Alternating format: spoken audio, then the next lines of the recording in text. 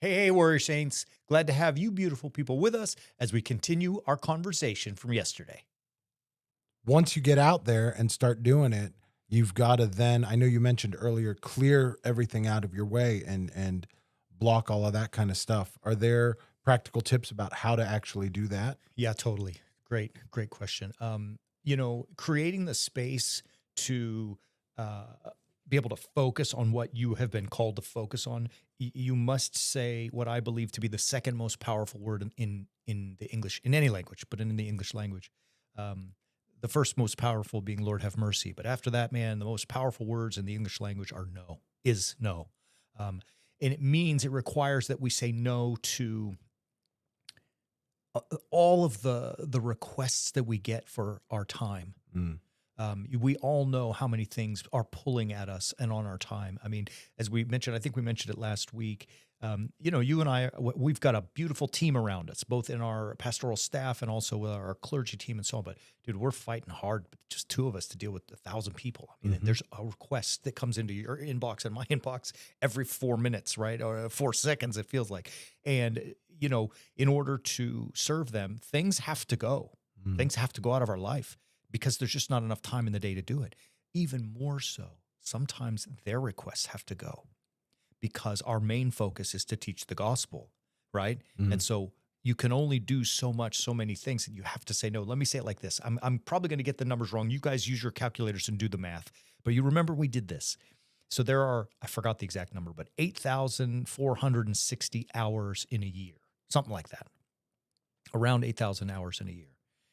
And if you and I were to do the following, sleep 5 hours a day, and that's it, which we obviously know is not enough sleep. It's not adequate. But if that was, so we slept those 5 hours, 7 days a week. And the only work that we did was our Sunday duties Mhm. for 3 hours. So sleeping 5 hours a day for a week, 3 hours of work a week, and that's all we did. That would leave 6,900 hours and change in the year. With our 1,000 people, that means we have 7 hours, less than 7 hours a year to give to people, right? Now, you can see the absurdity of the ability to try to handle that. But then if you really think about it, we certainly do more than 3 hours of work a week, right? That doesn't include real sleep. It doesn't include meals. It doesn't include exercise. It doesn't include your wife, your children. Yep. It doesn't include lunches, dinners, baptisms, weddings, funerals. It doesn't include counseling. It doesn't include any of it. So you can see it's like an absurd thing in order for us to take care of everybody. And we do our best, and God help us.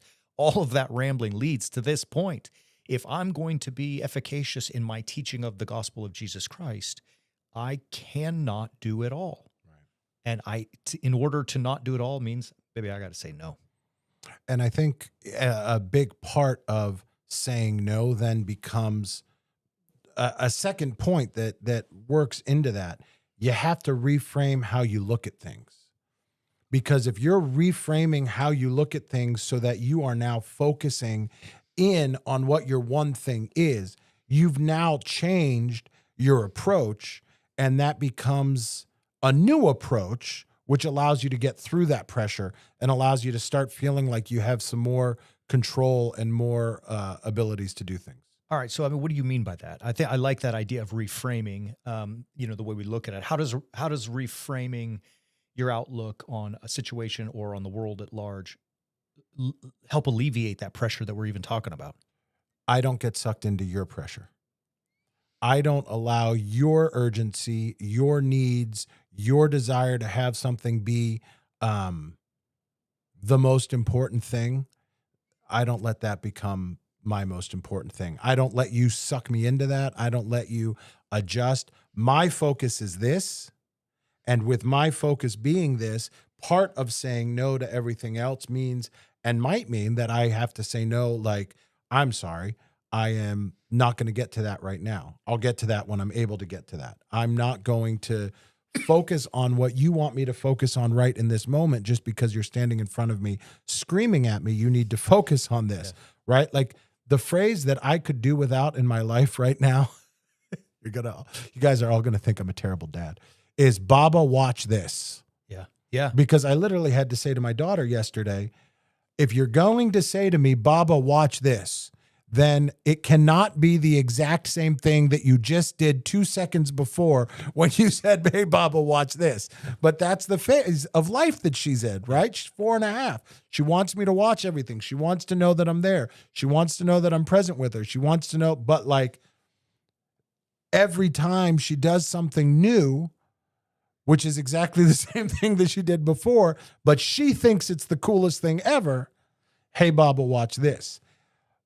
Reframing how we look at it means that everyone else that is coming to us, bringing all of the stuff that they're bringing, and this happens in our world everywhere. This happens with the noise, with all the advertising, telling us that new shiny thing is going to revolutionize our lives, and therefore you need to get out there, buy it, and do it right now because your life is going to be changed by the product that they are selling you.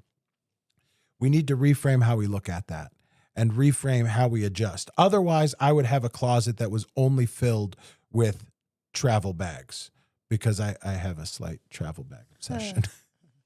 That's good stuff. Great stuff, really. As far as I'm concerned, you should tell Eleanor, forget you. Tell her, come to Amo Abuna. I'll watch this. I'll watch it over and over. She's so cute.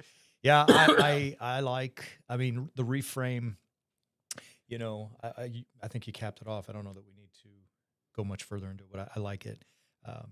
Hey, Warrior Saints, thanks for joining us. To watch the next part of the episode, join us again tomorrow. And as always, keep walking on the way of the Warrior Saint.